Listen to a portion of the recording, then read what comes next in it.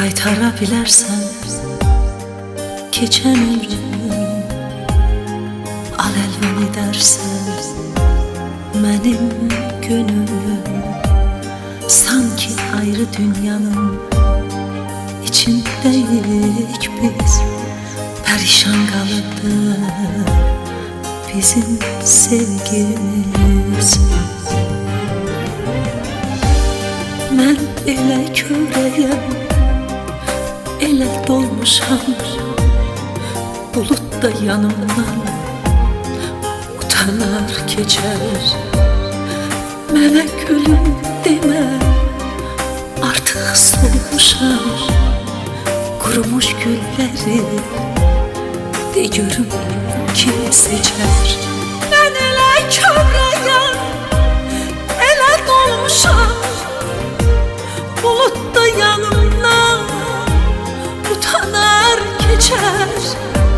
Mənə gülüm demə, artıq solmuşam, qurumuş gülləri de görüm kim seçər.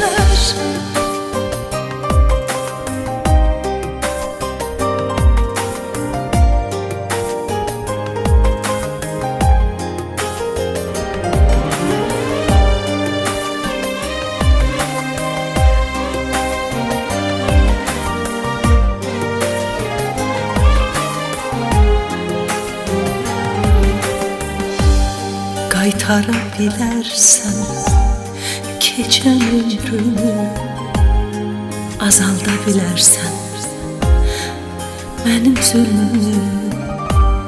Toxunma, qanatma yaralarımı, itirdim ömürlük sevən yarımı.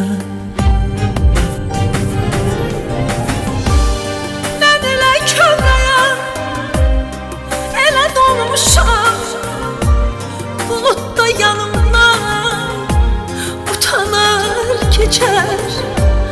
Mənə gülüm demə, artıq solmuşam, qurumuş gülləri de görüm kim seçər. Mən elə körəyəm, elə dolmuşam, bulut da yanımdan utanar keçər. Mənə gülüm demə, artıq solmuşam, qurumuş gülləri de görüm kim seçər. Mən elə körəyəm, elə dolmuşam,